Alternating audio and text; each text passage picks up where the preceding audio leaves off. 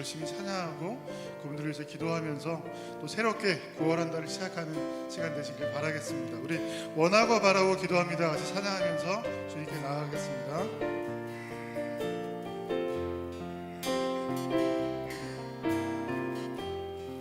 이 세상을 살아가는 동안에 이 세상을 살아가는 동안에 나의 힘을 의지할 수 없으니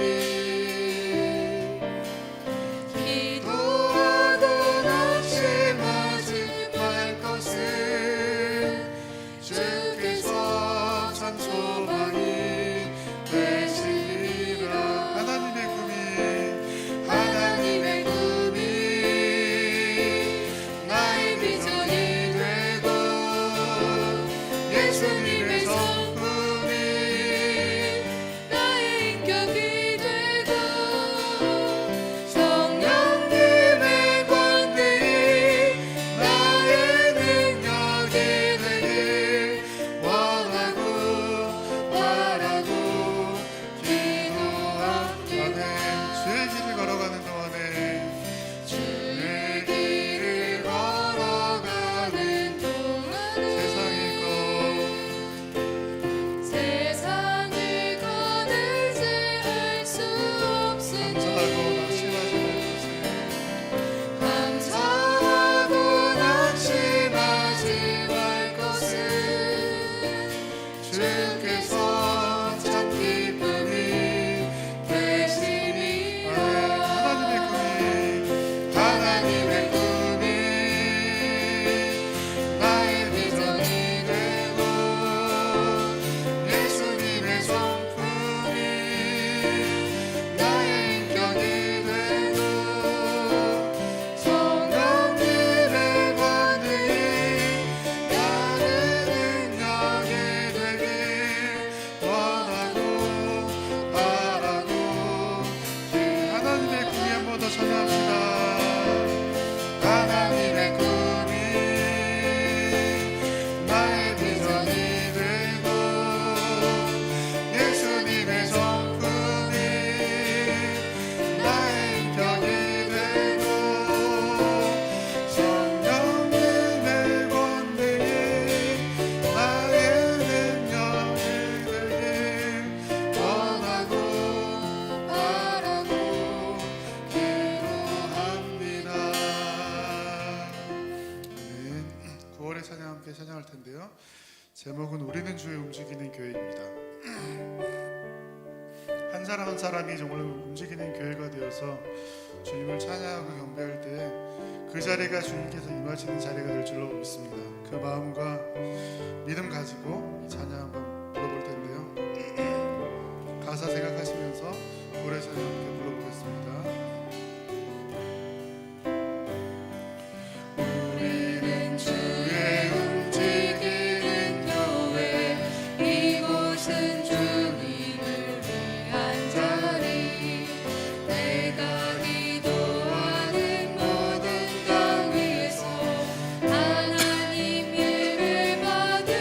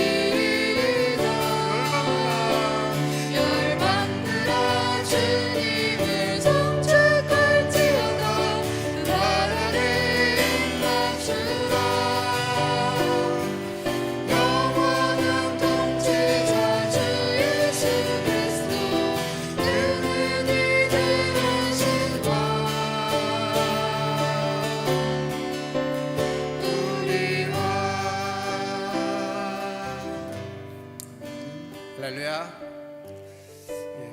우리의 영원하신 왕이신 주님을 예배하기를 원하십니까? 많은 이유가 있을 수도 있습니다. 그러나 우리의 왕이신 주님을 예배하는 그 한 가지 이유, 왕이신 주님이기에 예배하는 것이 예배자의 가장 중요한 자세고 태도라고 생각합니다. 오늘 9월 첫 주일 우리의 왕이신 주님을 우리의 마음과 뜻과 정성을 다하여 함께 예배하기를 원합니다. 다 함께 자리에서 일어나셔서 함께 찬양하심으로 9월 첫 주일 2부 예배를 하나님 앞에 드리겠습니다.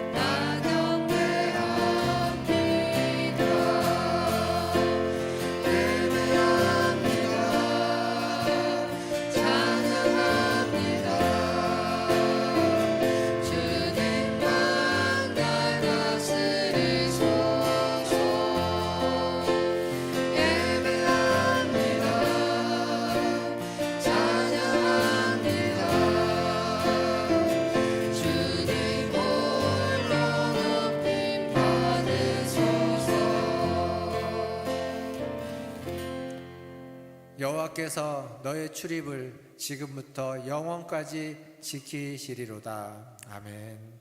우리의 출입을 지켜주시는 하나님, 우리의 앉고 일어섬도 하시는 하나님, 그 하나님 앞에 나아갑니다. 우리를 받아 주시옵소서. 우리의 마음을 받으시고 우리의 뜻을 받으시고 우리의 생각과 우리가 힘써 주님을 예배하고자 나아가는 하나님, 우리의 예배를 받아 주시옵소서. 이 시간 임재하셔서 우리 모두에게 말씀하시고 은혜 베풀어 주시고 각자의 삶의 자리에 하나님의 크신 은혜가, 크신 능력이 나타나게 하여 주옵소서. 예배의 시종을 주님께 의탁하며 예수님의 이름으로 기도하옵나이다. 아멘. 우리 다 함께 성시교독 교독문 14번 시편 24편을 함께 교독하겠습니다. 땅과 거기에 충만한 것과 세계와 그 가운데 사는 자들은 다 여호와의 것이로다.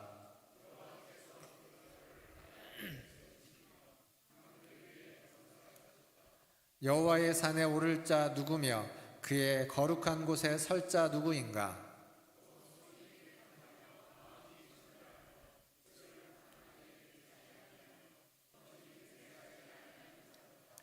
그는 여호와께 복을 받고 구원의 하나님께 의를 얻으리니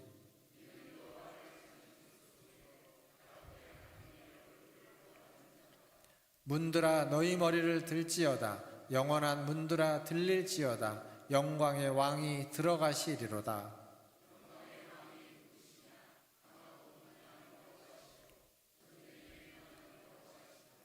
문들아 너희 머리를 들지어다. 영원한 문들아 들릴지어다. 영광의 왕이 들어가시리로다.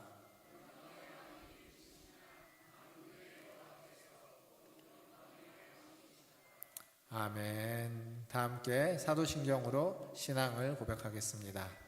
전능하사 천지를 만드신 하나님 아버지를 내가 믿사오며 그 외아들 우리 주 예수 그리스도를 믿사오니 이는 성령으로 잉태하사 동정녀 마리아에게 나시고 본디오 빌라도에게 고난을 받으사 십자가에 못 박혀 죽으시고 장사한 지 사흘 만에 죽은 자 가운데서 다시 살아나시며 하늘에 오르사 전능하신 하나님 우편에 앉아 계시다가 저리로서 산자와 죽은 자를 심판하러 오시리라.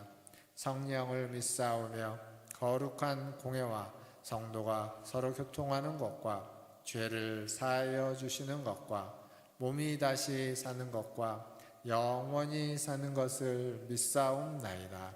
아멘. 다 함께 앉으셔서 찬양하신 후에 최한필 장로님 기도해 주시겠습니다.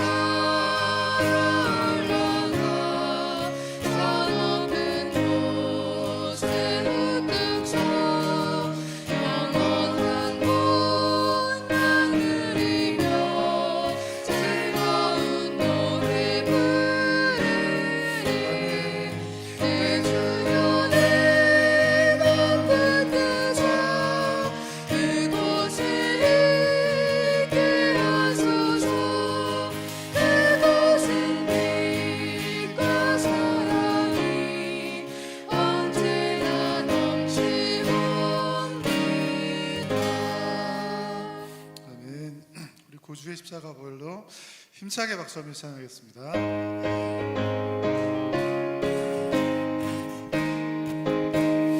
우주의 십자가 우주의 십자가 오열로 죄 씻은 받기를 원하는 내 죄를 씻으신 주님을 찬송합시다.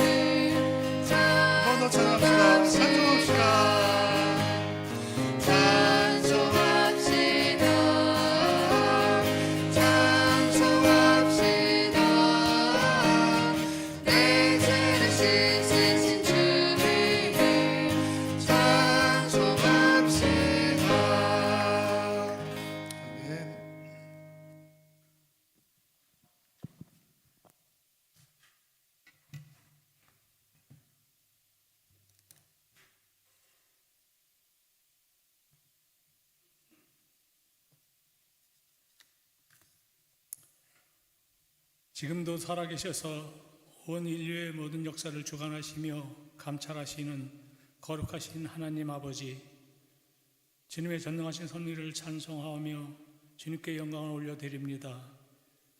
풍성한 계절 가을이 시작하는 9월입니다. 우리의 믿음도 풍성하게 하여 주시옵소서. 저희들을 주님의 사랑해 주시고 독생자 예수 그리스도를 통하여 보혈의 필로서 저를 깨끗게 하심을 감사드립니다. 또한 저희들에게 하나님을 경외하며 주님의 말씀을 쫓아 살아가게 하심도 감사드립니다. 주여, 저희들은 지난 한 주간 동안도 세상에 살면서 주님을 기쁘게 하지 못하고 저희들의 육신을 위하여 이기적인 욕망과 많은 죄악 속에 살아왔나이다. 이 시간 저희들의 회개를 들어주시고 용서하여 주시옵소서. 저희들의 삶 전체가 하나님 아버지를 향한 삶이 되게 하시고 주님을 저희들의 희망과 위로로 삼게 하여 주시옵소서. 하나님 아버지, 이 제단에 꿇어 엎드린 사랑하는 성도들을 위해 간구하오니 주께서 들어주시고 응답하여 주시옵소서. 먼저 하나님의 말씀대로 살아가는 믿음을 허락하시고 삶 전체를 통하여 주님의 영광을 드러내는 살아있는 믿음을 허락하여 주시옵소서. 저희들이 염려하고 걱정하고 근심하고 괴로워하는 그 모든 것들은 약한 믿음 때문이오니 용기 없는 신앙 때문인 줄 압니다. 주께서 저희들이 온전히 이끄셔서 더욱 센 믿음을 허락하여 주시고 인도하여 주시길 간절히 간구합니다. 주여, 저희들이 먼저 그의 나라와 의를 구하고 더욱 주님께 헌신할 때에 모든 걱정이 사라질 것을 확신하오니 저희들을 더욱 주께로 헌신하게 하여 주시옵소서. 거룩하신 하나님 아버지, 저희가 사랑하는 이 나라와 통치자들의 정사를 맡은 모든 이들을 순수한 마음과 현명함으로 주님의 말씀을 두려워하는 마음을 허락하여 주시옵소서. 그래야 이 땅의 불의와 부정이 사라지고 남북으로 갈라진 이 나라가 주님의 복음으로 통일되는 놀라운 역사가 일어날 수 있도록 인도하여 주시옵소서. 열심으로 준비하고 있는 작년부 성경 캠프를 위해 기도합니다. 온 성도가 참여하여 기쁨의 찬양을, 은혜의 기도를 드릴 수 있도록 인도하여 주시옵소서. 살아계신 주님을 만나는 귀한 시간이 되도록 인도하여 주시기를 원합니다. 연로한 어르신들 돌봐주시사 육신의 질병과 인생의 공고함을 넘어지지 않도록 성령으로 붙잡아 주시고 하나님께서 주시는 세임과 기쁨과 감사가 충만케 하여 주시옵소서. 전능하신 하나님 아버지, 예수 그리스도께서 친히 저희 교회의 머리털이 되시고 지켜주셔서 주님의 사랑과 진리와 은혜가 가득 찬 교회가 되게 하여 주시옵소서. 성령께서 뜨거운 역사하시는 교회가 되게 하시며 날로 분발전하고 이 자리가 채워지도록 인도하여 주시길 원합니다. 오늘 드리는 이 예배가 주님께는 기뻐하시는 산제사가 되게 하시고 말씀 증거하실 귀한 목사님께 함께 하셔서 생명 넘치는 살아있는 말씀으로 인도하여 주시옵소서. 지금이 시작하는 시간이 오니 마친 시간까지 오직 주님만이 임재하셔서 모든 성도들에게 한량없는 축복을 내려 주옵소서. 감사드리며 예수 그리스도의 이름으로 기도드립니다. 아멘.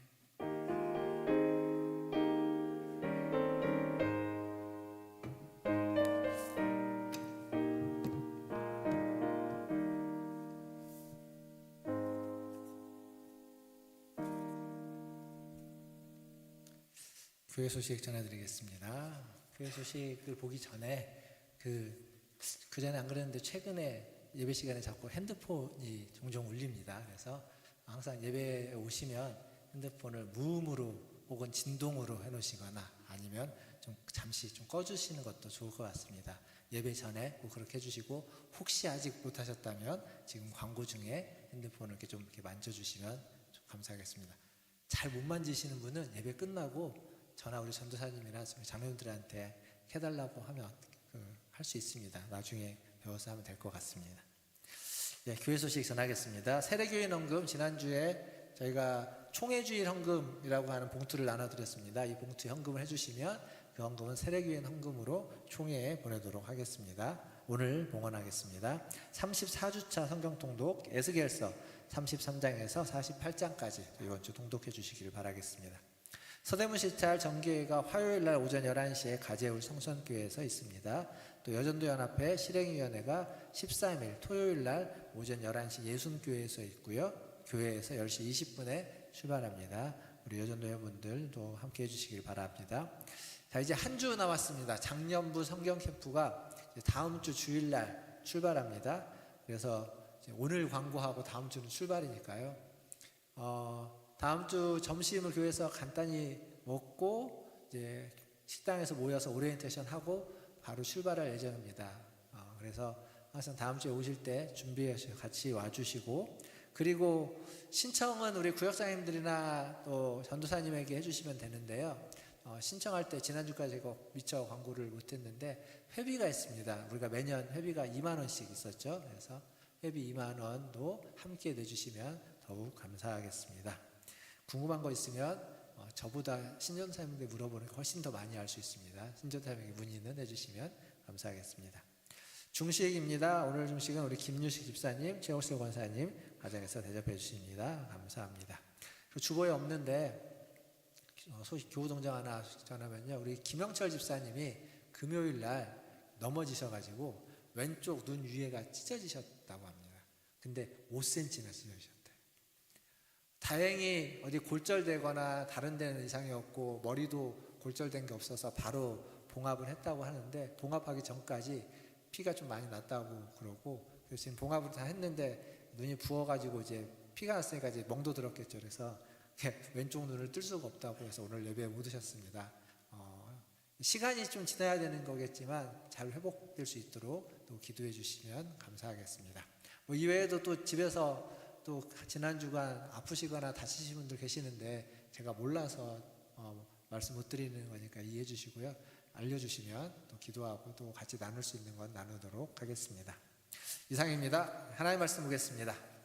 우리에게 주신 하나님 말씀은 출애굽기 29장 1절부터 9절까지 말씀입니다.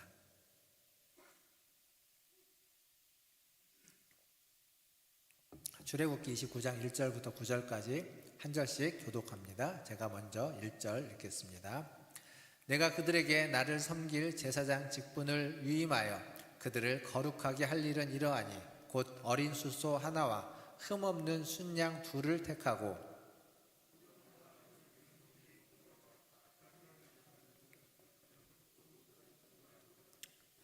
그것들을 한 광주리에 담고 그것을 광주리에 담은 채 그 송아지와 그 두 양과 함께 가져오라.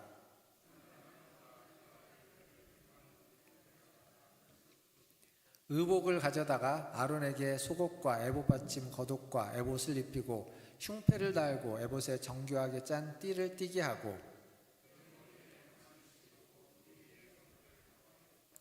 관유를 가져다가 그의 머리에 부어 바르고 같이 읽겠습니다. 아론과 그의 아들들에게 띠를 띄우며 관을 씌워 그들에게 제사장의 직분을 맡겨 영원한 규례가 되게 하라.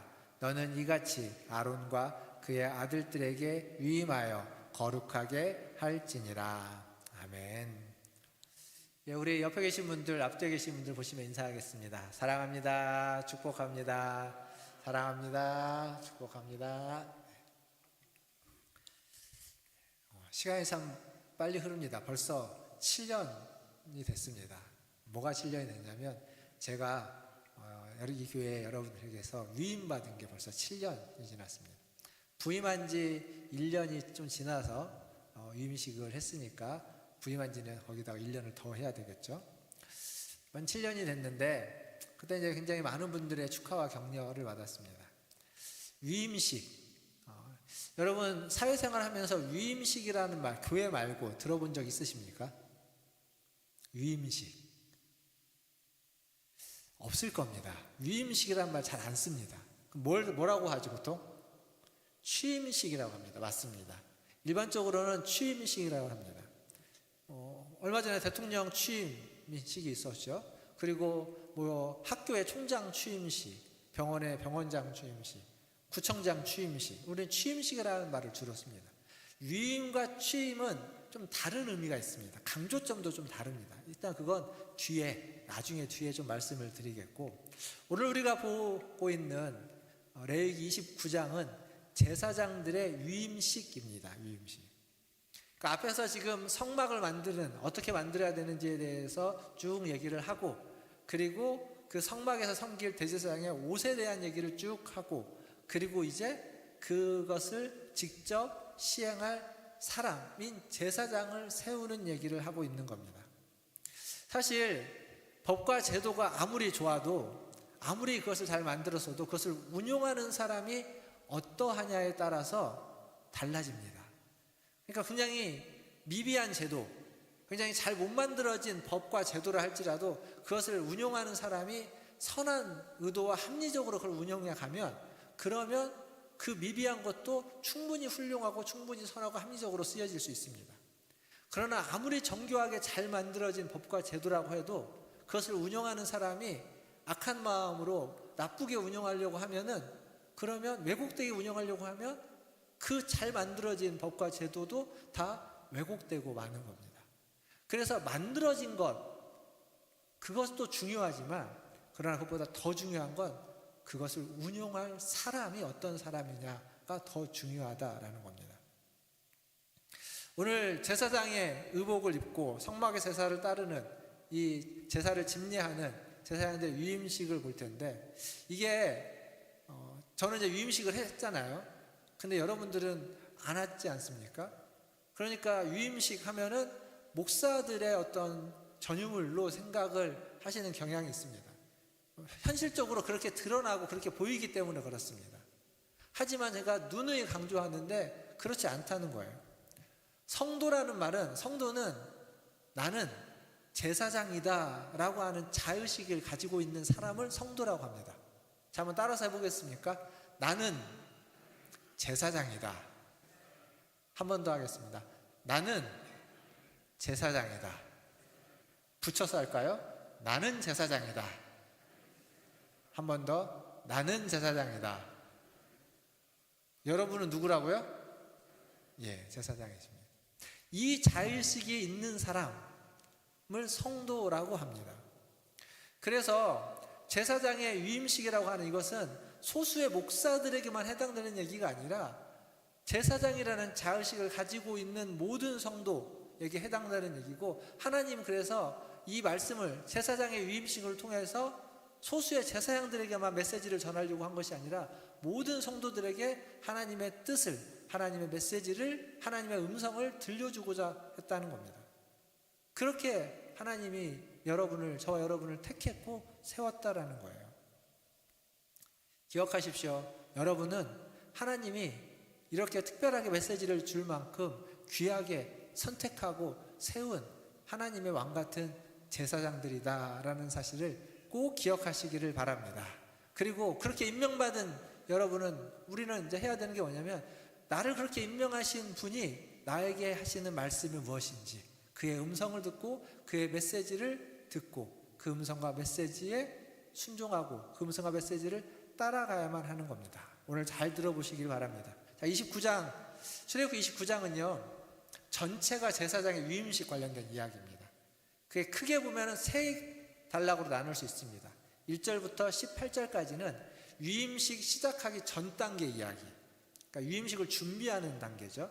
그리고 19절부터 37절까지는 위임식에 대한 이야기, 직접적인 위임식 자체의 이야기입니다.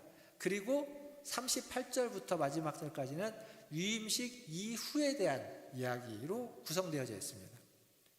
오늘은 이제 이 두 가지 정도만 볼 텐데, 근데 이제 각 단계들에 대한 자세한 이야기는요, 사실 제가 이 제사장의 위임식을 여러분들한테 설교를 한 적이 있습니다. 그것도 두 번에 걸쳐서. 레위기 때. 레위기 8장이 제사장의 위임식입니다. 여기하고 본문이 굉장히 많이 겹칩니다. 그래서 8장에서 두 개로 나눠가지고 제사장의 위임식을 두 번에 걸쳐서 여러분들에게 설교를 했습니다. 자세한 건 그때 그 설교를 좀 더 들어보시면, 오늘 제가 하지 않는 얘기들이 좀 나오니까요. 그걸 보시면 되고, 그 어디에 있냐? 교회 홈페이지 가서 설교 찾아보면 레위기는 다 올라와 있습니다. 보시면 됩니다.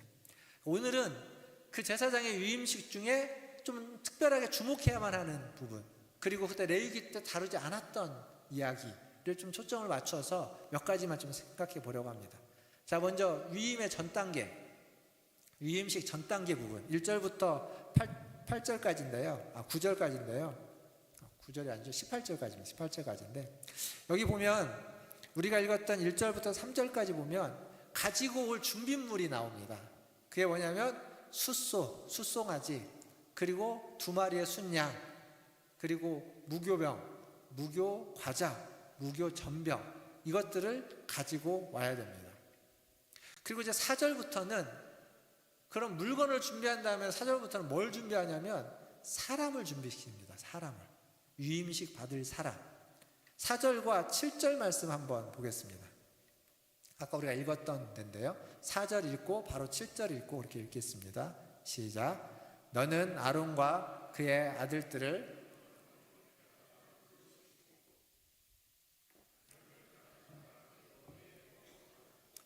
아멘. 자, 여기 4절에 보면 그 아론과 그의 아들들을 어떻게 하라고요? 물로 씻겨라, 이렇게 얘기하고 있죠.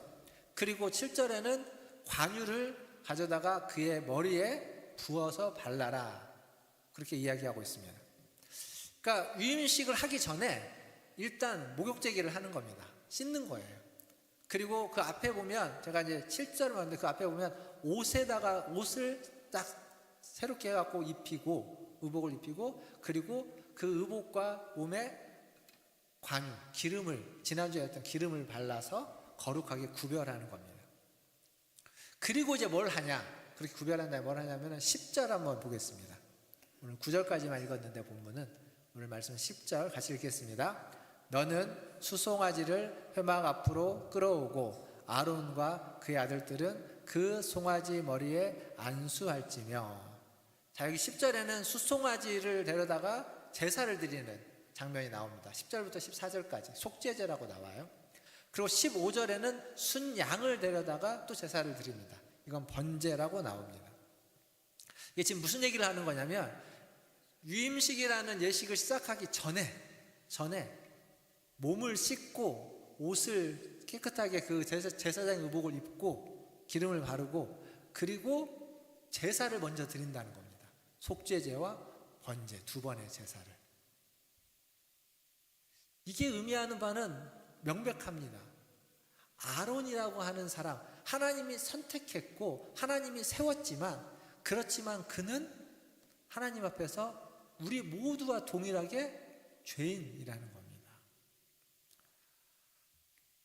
죄인이라는 거예요. 그래서 먼저 씻김을 받아야 됩니다. 먼저 속죄를 받아야 됩니다.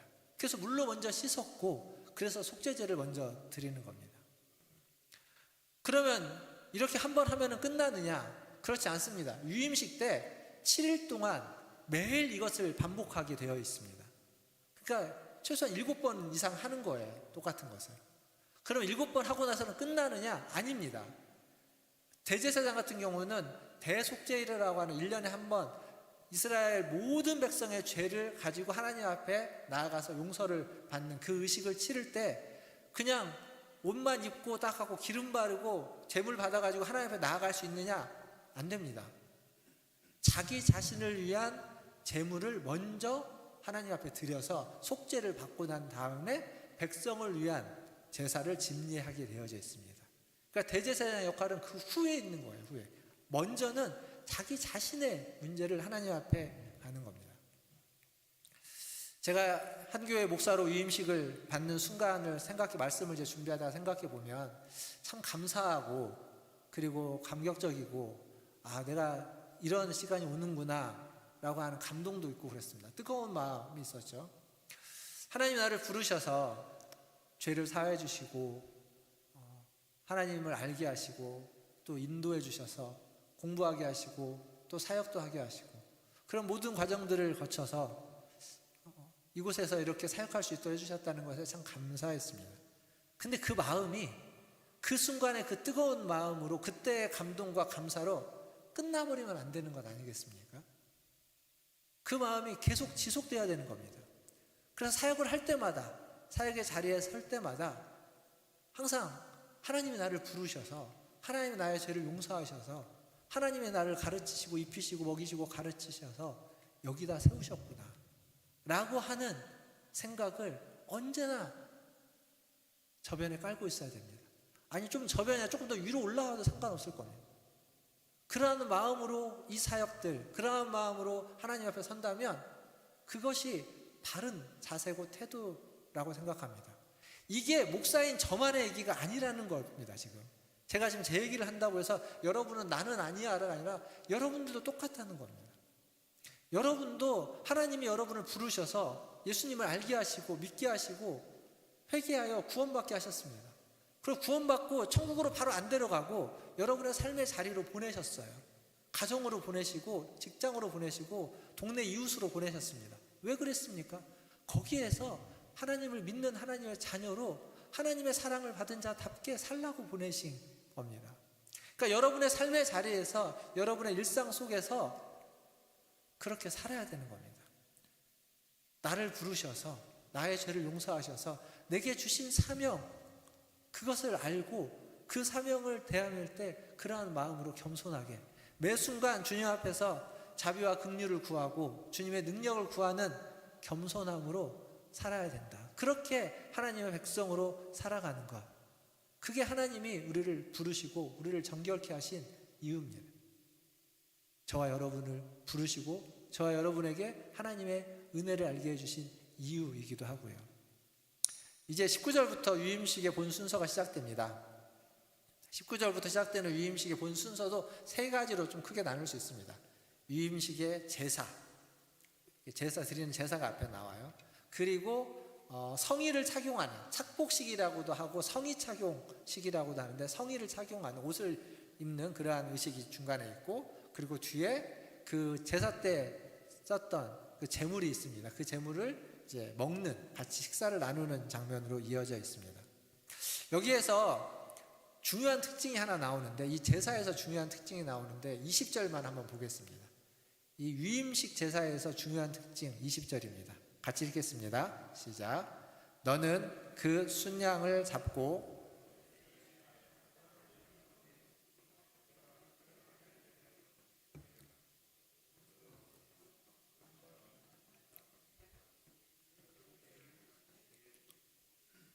예, 아멘. 다 잘 읽으셨죠? 예. 순양을 잡고 그 피를 가져다가 어떻게 하라고요? 아론과 그의 아들들의 오른쪽 귓뿌리가 어디죠? 예, 귓볼 얘기하는 겁니다. 귓볼. 요렇게 라인 해가지고 귓볼. 요렇게. 이 라인이랑 이렇게 해서 볼까지 이어지는. 귓뿌리에다가 바르고. 그 다음 어디다 바르라고요? 오른손 엄지손가락. 그리고 보여드릴 수가 없네요. 오른발 엄지발가락. 게다가 피를 바르라는 겁니다.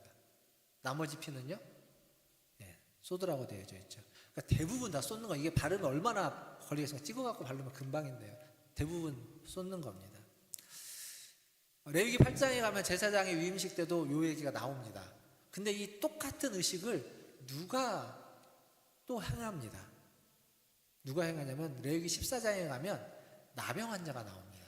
나병 환자가 나음을 입은 다음에 나병에서 고침을 받았을 때, 고침받고 제사를 드려서, 제사가 아니죠, 정결 예식이라고 합니다. 정결 예식을 통해서 다시 이스라엘 공동체로 회복될 때 똑같이 오른쪽 귓뿌리와 오른손의 엄지손가락과 오른발의 엄지발가락에 피를 바르도록 되어져 있습니다. 그러니까 무슨 얘기냐면, 이 의식은 의식 자체로 그 사람이 정결해지게 하는 의식이다라고 하는 그러한 형태인 겁니다. 똑같이 나병 환자가 그랬듯이 제사장도 마찬가지입니다. 이러한 의식에 대한 이해를 좀 더 확장하기 위해서 한 군데를 좀 더 생각해야 되는데 말씀을 찾지는 않을 거고요. 출애굽기 24장에 가면 이 피 뿌리는 의식이 한 번 더 나옵니다. 모세가 이스라엘 백성을 모아놓고 송아지를 잡아가지고 그 송아지의 피를 뿌립니다. 백성들에게. 그러면서 뭐라고 말하냐면, 이 피는 너희와 하나님 사이에 언약의 피다라고 합니다. 잘 생각해 보십시오. 이스라엘 백성 전체와 하나님과의 언약의 피입니다. 그런데 모세가 피를 뿌렸습니다. 모두가 피를 맞았을까요? 귓불이든 손가락이든 어떤 피가 하나, 어떤 한 자락이라도 묻은 사람이 몇 명이나 될까요? 대부분은 보이지도 않았을 것이고 피 냄새도 못 맡았을 겁니다. 하지만 아주 적은 인원에게만, 아주 소수의 사람들에게만 피가 뿌려졌지만, 그러나 그 피를 통해서 모든 백성과 하나님은 언약 관계를 맺게 되었다라고 하는 상징적인 사건입니다. 그러니까 이 두 사건을 가지고 이 말씀을, 오늘 이 제사장 유임식을 보면 그냥 그대로입니다. 제사장을 정결하게 하는 거예요. 물론 앞에서 물로 씻었습니다. 속죄제사도 드렸습니다. 그런데 여기서 또 한 번 위임식의 제사에서 피로 정결하게 하는 겁니다. 피로 정결하게 하는 것. 그리고 제사장의 일부분에만, 몸의 일부분에만 피를 발랐지만 온몸에 피를 바른 것과 똑같이 하나님과의, 제사장과 하나님과의 언약의 관계들을 새롭게 맺어지는 그러한 의식이 되는 겁니다. 우리가 이제 신앙생활을 하다 보면 이러한 의식을 우리가 경험할 때가 있습니다. 언제인지 아십니까? 여러분 여기 계신 분들 아마 거의 다 경험을 하셨을 겁니다. 안 경험하신 분들 없어 보이는데, 이런 의식을 언제 경험하냐면 세례식입니다. 세례식. 혹시 이 중에 침례 받으신 분 계십니까? 침례 받으셨어요. 침례 받으셨어요. 예. 침례 받으신 분만 예외입니다. 왜냐하면 침례는 온 몸을 물에 머리까지 다 들어갔다가 나와야 되는 겁니다. 그래서 온 몸에 물이 다 묻죠. 그런데 우리가 받는 세례는 어떻게 돼요? 침례 말고 일반 세례는 어떻게 받습니까?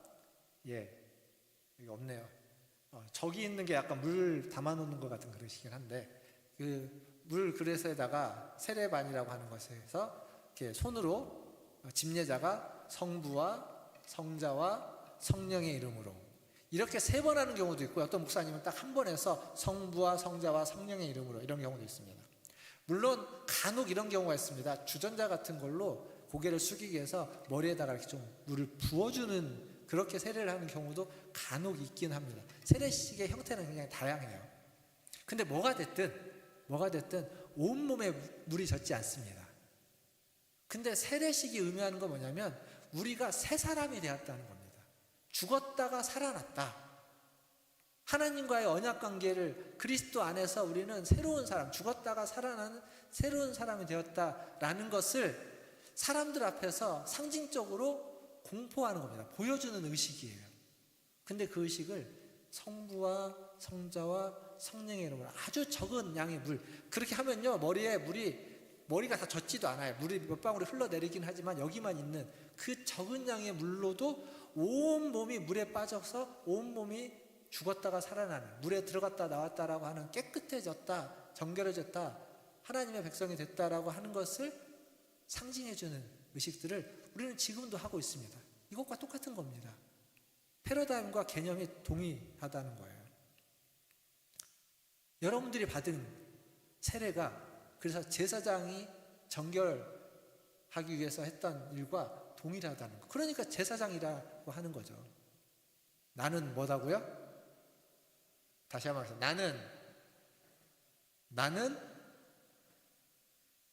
나는 저기 권사님 왕 같은 제사장이다. 거기다 하나님께서 덧붙이셨는데 제사장입니다.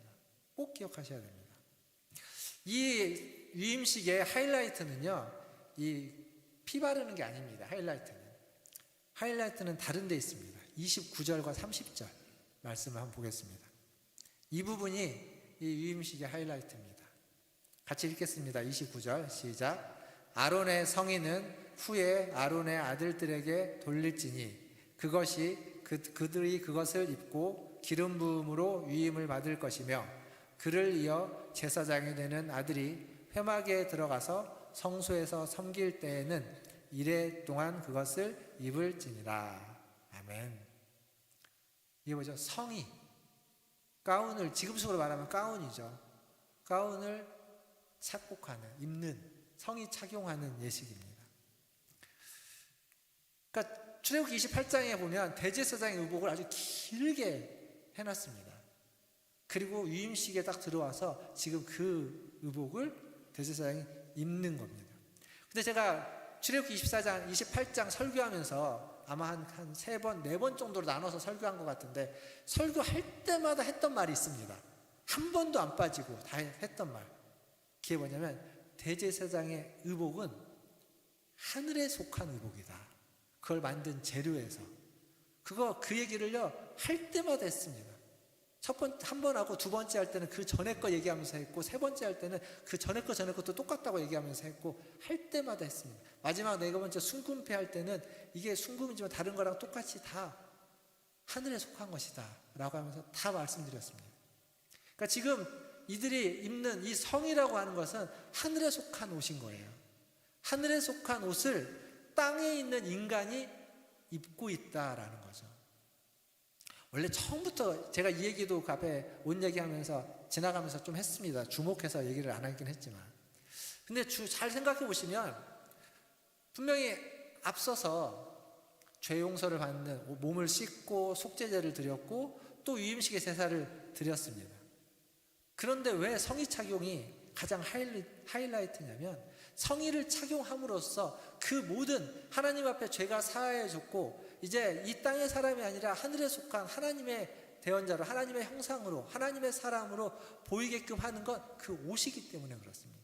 그래서 옷을 입는 순간 그 이전의 아론과 그 옷을 입었던 아론은 확연하게 구분되어집니다. 사람들에게.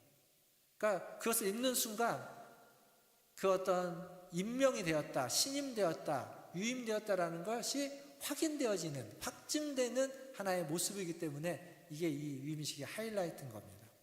제가 앞에서 위임과 취임이 다르다고 말씀드렸죠. 그 차이를 잠깐 이제 말씀을 드리면, 자, 취임은요, 취임은 그 직무를 하는 사람에게 초점이 맞춰져 있습니다. 어떤 사람에게 그 직무를 맡길 때 그 사람이 그 직무를 잘하도록 그 취임을 받는 사람이 중요하게 다루어지는 게 취임식입니다. 위임식은 어떨까요? 위임식이라는 건 위임을 받는 사람만 존재하지 않습니다. 위임을 하는 사람도 존재해야 됩니다. 그러니까 누군가가 자기의 것을 위임을 하고, 그리고 누군가가 그것을 위임을 받는 겁니다. 제가 위임 목사 됐습니다. 위임을 받았습니다. 누구로부터 위임을 받았을까요? 누구로부터 위임을 받았습니까, 얘가? 위임식 때 안 오셨군요. 예. 여러분으로부터 위임을 받았습니다. 여러분이 저에게 위임해 줬어요. 여러분의 신앙의 모든 것들을 제게 이름해서 지도를 받겠다고. 위임 선서에 이렇게 나옵니다. 그러나 형식상으로는 여러분으로부터 제가 위임을 받았습니다. 그러나 본질적으로는 그 위임은 누구로부터 받는 겁니까? 하나님으로부터 받는 겁니다. 하나님이 위임해 주시는 원한을 받는 거죠. 그래서 위임식이라고 하는 것은 그냥 위임을 받는 사람에게만 초점이 있는 것이 아니라 위임을 하는 존재들. 그래서 여러분, 위임식을 생각해 보면 위임식 때 선서를 할 때 위임받는 저만 선서하지 않습니다. 위임을 하는 여러분들도 선서를 하셨습니다. 동일하게 선서를 해요. 제가 하는 모든 것들을 똑같이 성도들도 같이 했습니다. 그때 그게 동일하게 존중되기 때문에, 중요하기 때문에. 그러니까 하나님이 우리에게 위임을 해주시는데 하나님만이 아니라, 위임받는 나만이 아니라 나와 하나님이 함께 중요하다는 겁니다. 우리는 함께 한 팀이고 하나라고 하는 것이 위임식에서 말해주고 있는 겁니다. 근데 한번 생각해 보세요. 아론과 하나님의 관계가 어떨까요? 지금요, 모세가 이 말씀을 지금 받고 있는 중인 거예요. 앞에서부터 지금 그 10계명부터 시작해가지고 계속 성막을 짓는 내용들, 그리고 이 의복을 하고 이 얘기까지 모세가 하나님으로부터 말씀을 듣고 있습니다. 실제로 성막을 짓는 내용은 지금 뒤에 가서 나와요. 뒤에 가서 나오고 지금 받고 있어요. 그 얘기는 무슨 얘기냐면, 모세가 지금 어디에 있냐면 시내산 위에 있다는 겁니다. 모세가 시내산 위에 있을 때 시내산 아래에서 무슨 일이 있었습니까?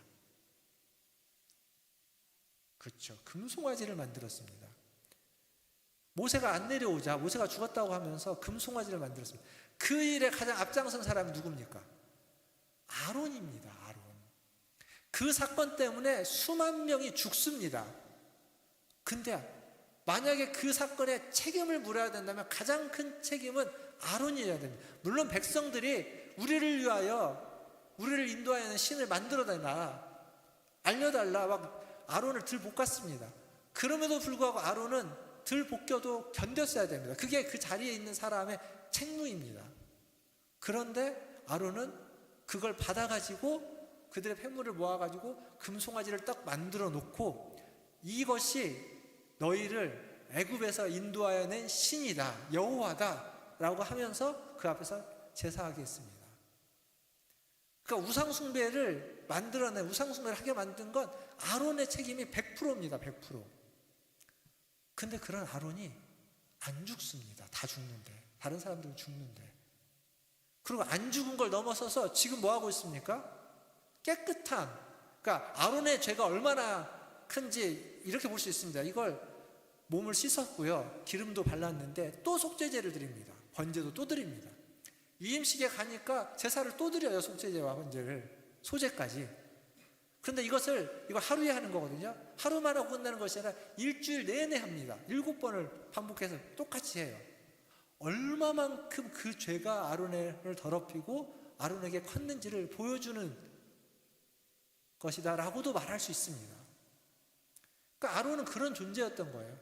근데 그런 존재를 하나님이 불렀고, 그리고 깨끗하게 하시고, 그리고 그를 세우셨다라는 거예요. 이 위임식의 절차가 좀 복잡하더라도 이 절차가 말해주는 건 명백합니다. 딱 하나를 이야기합니다. 위임은 위임 받을 만한 사람, 취임은요, 취임 받을 만 그 직무에 적합한 사람, 그 직무를 알고 할 줄 아는 사람에게 그것을 역할을 주는 게 취임입니다. 그러나 위임은 위임 받을 만한 사람에게 주는 게 아닙니다.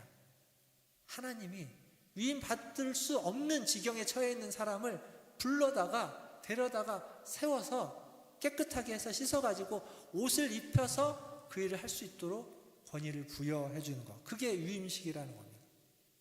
하나님의 은혜입니다. 은혜. 제가 뭐 히브리어, 헬라 이런 얘기 잘 안 하는데 오늘 하나 하면, 위임이 히브리어로 말라야드라는 말입니다. 말라야드. 근데 이 말라야드가 직접 해석하면 무슨 뜻이냐면 손을 채우다라는 거예요. 손에 무엇인가를 쥐어준다라는, 빈손을 채우고 빈손에 무엇인가를 쥐어준다라는 의미입니다. 말라야드는. 그렇게 위임식이라는 말, 위임이라는 말을 우리가 해석해 보면, 위임은 우리의 빈손에 하나님이 어떤 사명을, 어떤 일을 주는 거다라는 겁니다. 잘 보세요. 아론은요, 영적으로 보면 아론은 완전히 바닥인 겁니다. 파산했습니다. 죽어 마땅한 자입니다. 아무런 희망도 소망도 없는 자여야 됩니다. 그리고 사람들에게 인정도 존중도 받을 수 없습니다. 아론 때문에 지금 우상 숭배했고, 아론 때문에 절을 했는데, 쟤 때문에 한 것 때문에 내 가족이, 내 형제가, 내가 아는 친구가 죽었어요. 그럼 저 사람을 어떻게 믿겠습니까? 못 믿죠. 근데 그런 아론을 하나님이 백성의 지도자로 세우고 있는 거예요, 지금. 그 한자가 그게 있죠. 공술의 공수거라는 말이 있습니다. 우리 인생은 그냥 빈손으로 왔다, 빈손으로 가는 겁니다. 빈손으로 왔다, 빈손으로 가는 거예요. 그 빈손에 하나님을 알고 하나님을 만나면 하나님이 우리를 제사장으로 부르셨기 때문에 그 부름을 받은 자는 그 빈손에 하나님이 무엇인가를 주신다는 거예요. 채워주신다는 겁니다. 아무런 조건 없이, 자격 없이. 조건과 자격이 있었으면 아론은 안 됩니다. 우리도 안 되겠지만 아론도 안 되는 겁니다.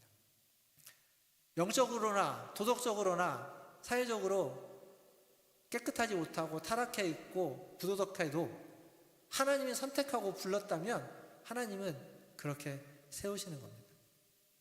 하나님은 부르고 세우는 것뿐만 아니라 하나님이 친히 찾아오셔서 그를 깨끗하게 씻기시고 세우시기도 합니다.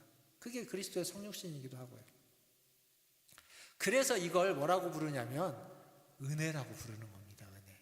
오늘 설교 제목이 뭔지 아십니까? 빈손을 채우는 은혜입니다. 빈손을 채우는 은혜. 사실 은혜라는 말이요, 너무 식상합니다. 너무 많이 하고 너무 많이 듣고 너무 식상해요. 근데 이 말 말고는 적합한 단어가 없습니다. 어제 저희 그 아들이 그런 얘기를 했고, 금요일이군요. 금요일날 그런 얘기를 했고, 어제 우리 아내도 비슷한 얘기를 했어요.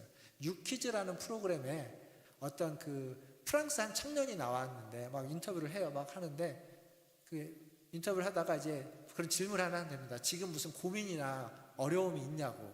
그러니까 그 고민이나 어려움, 스트레스 받는 일이 있냐라는 질문에 이 청년이 약간 놀라면서 첫 마디가 뭐였냐면 Life is beautiful이었습니다. 그러니까 지금 내 인생은 너무 아름답다는 거예요. 그러니까 그 뒤에 대답이 의미가 없어져요. 그 한마디로. 별다른 문제 없다고. 나에게는 가족도 있고, 그 다음에 친구도 있고, 공부도 하고 있고, 이렇게 여행도 다니고 있고, 뭐 잘 먹고 있고 건강하다. 이런 얘기 해요.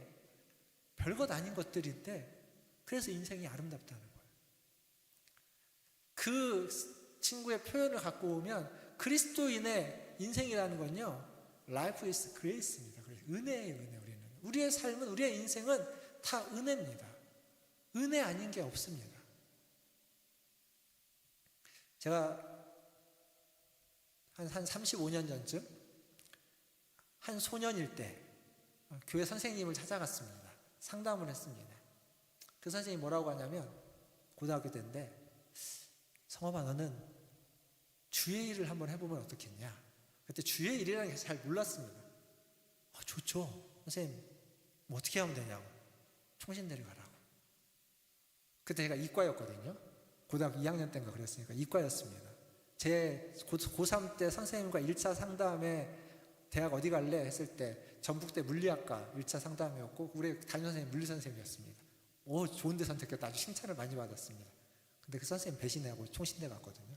어쨌거나 선생님 그렇게 얘기했어요. 그 선생님 좋았기 때문에 그렇게 왔을 거예요. 근데 그렇게 실제로 총신대를 갔고, 총신대를 가서 교회를 사역을 이제 신대원 가게 되면서 하게 됐죠. 그렇게 사역을 하다가 많은 일들, 제가 처음으로 전도사를 했을 때 얼마를 받았냐면 월사를 30만 원 받았습니다. 처음 전도사 했을 때 30만 원. 그때 제가 아르바이트에서 해서 받은 게 뭐 일주일 며칠 해갖고 받은 게 50만 원이거든요. 근데 교회 전도사에서 30만 원 받았습니다. 근데 그게 별로 그게 문제가 안 됐습니다. 그렇게 시작했던 사역이 지금까지 오는 거예요. 그러다가 이제 미국도 가게 됐죠. 미국을 갔습니다. 미국 갈 때 뭐 돈이 얼마나 쓰겠습니까? 전세비 빼서 가는 거예요. 그래서 결국 그거 다 탕진하고 오는 거죠. 빨리 탕진하면 빨리 오는 거고, 늦게 탕진하면 늦게 오는 겁니다. 탕진하고 왔습니다. 공부를 마쳤지만 보장된 건 아무것도 없습니다. 그렇게 10년 전에 한국으로 돌아왔습니다. 이렇게 딱 저희 아버님이 수술하실 때, 수술하기 며칠 전에 제가 귀국을 했거든요. 저 먼저 귀국을 했어요. 그래서 광주에 있는 아버님 교회에 아버님 빈자리 이제 메우러 귀국을 한 건데, 저희 가족은 그리고 한 3개월 정도 더 있다가 들어왔고, 딱 10년 됐습니다. 그게 10년. 아무것도 없는 그냥 채로 돌아온 겁니다. 사실 제 이야기 디테일하게 가면 이런저런 일들이 많지만 크게 보면요, 그렇게 감동적인 일도 없고 그냥 밋밋한 일상을 살아왔습니다. 열심히 살지 않은 건 아니지만, 그렇다고 열심히 살았다고 어디에 이름을 날린 적도 특별히 없고, 그렇다고 뭔가 엄청난 성과를 얻어갖고 사람들에게 추앙을 받아본 적도 없습니다. 그럴 생각도 한 적도 별로 없고요. 그냥 묵묵히 살아왔고, 그래서 어쩌면 제 손은 늘 빈손이었을 겁니다. 근데 그 빈손을 유임식이라는 걸 통해서 하나님이 채워준 겁니다. 할 일을 준 거죠. 밋밋한 저의 30년. 그러나 사실은 밋밋하지 않은 그때그때마다 하나님이 일을 주어서 여기까지 왔다고 저는 생각합니다. 그래서 다 은혜라는 겁니다. 은혜라는 찬양이 있습니다. 은혜. 뒤에 후렴이 모든 것은 은혜 은혜 이렇게 하는 찬양이 있습니다. 그 찬양의 가사로 오늘 설교를 마칠까 합니다. 그 찬양이 뭐라고 되어 있냐면 1절에 이렇게 적혀져 있습니다. 내가 누려왔던 모든 것들이, 내가 지나왔던 모든 시간이, 내가 걸어왔던 모든 순간이 당연한 것이 아니라 은혜였소. 2절은 이렇게 되어져 있습니다. 내가 이 땅에 태어나 사는 것, 어린아이 시절과 지금까지, 그리고 숨을 쉬며 살고 꿈을 꾸며 사는 삶, 당연한 것이 아니라 다 은혜였소. 이렇게 말합니다. 후렴 가면은 모든 것이 은혜, 은혜, 은혜, 은혜 이렇게 부릅니다. 내 삶에 당연한 것 하나 없었던 것. 당연한 것 하나도 없다는 겁니다. 여러분 지금까지 살아왔을 때 당연한 것 하나도 없습니다. 그냥 그게 다 은혜였던 겁니다. 사랑하는 성도 여러분 지금 손을 한번 보십시오. 여러분의 손에 무엇이 쥐어져 있습니까? 혹시 여러분이 꽉 쥐고 있는 그 무엇이 있습니까? 아니면 무엇인가를 쥐려고 잡으려고 폈다 하면서 잡으려고 애를 쓰고 계십니까? 아니면 그냥 나몰라라 해도 그냥 손을 펴고 그냥 텅 빈 손이십니까? 예. 하나님은 텅 빈 손을 원하십니다. 꽉 쥐고 있다면 그걸 놓기 전까지는 하나님이 여러분의 손에 아무것도 맡길 수가 없습니다. 놔야 되는 겁니다. 무엇인가를 잡으려고 막 줬다 폈다 하면서 계속 애쓰고 있으면 애쓰는 것 하나님이 도와주시겠지만, 그러나 그렇게 해서 얻은 것도 다 그냥 물거품에 지나지 않는, 언젠가는 다 놔야 되고, 그 빈손일 때야 비로소 하나님이 여러분을 채워주실 겁니다. 조건은 없습니다. 손이 비었느냐 안 비었느냐의 문제입니다. 여러분이 괜찮지 않아도, 여러분이 조금 부족해도 하나님 여러분의 손을 채워주실 겁니다. 이번 한 주간 하나님이 채워주시는, 하나님이 여러분의 손을 채워주시는 그 은혜를 경험하시고, 그 채워주신 그것을 가지고 그 일에 헌신하고 충성하고 열심을 다하시는 우리 은하천제일교회 성도들 다 되시기를 주님의 이름으로 축원드립니다. 기도하겠습니다.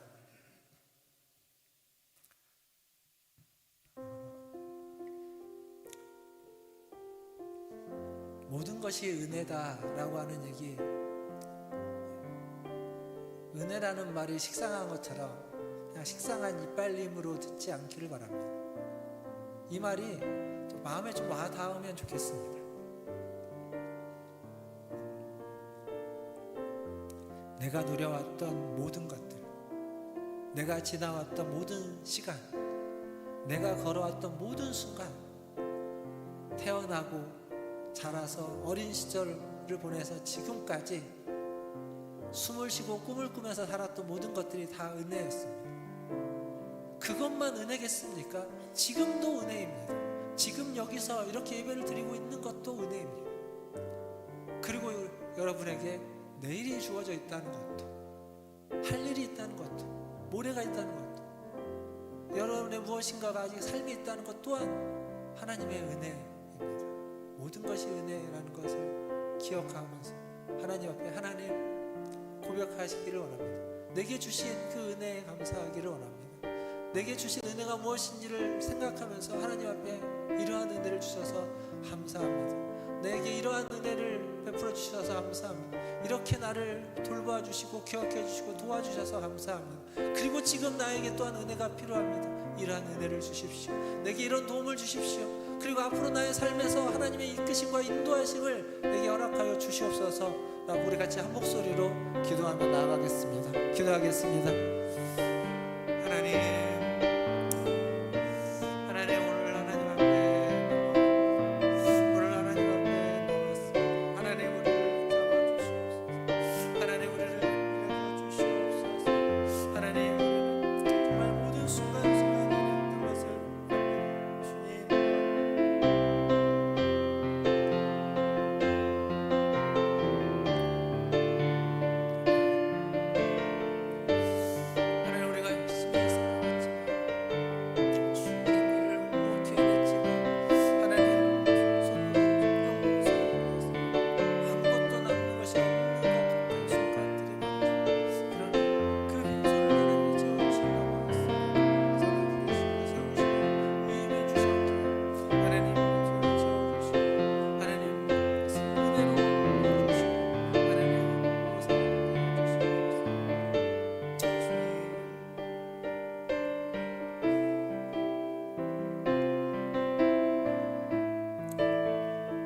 하나님, 우리의 삶이 그렇게 멋지고 빛나지 않는 모습이라 할지라도, 하나님 감동이 있지 않고 그저 밋밋한 모습이라 할지라도, 하나님 우리의 삶의 그 자리에, 삶의 그 순간에 주님이 함께 하기를 해주시기를 원합니다.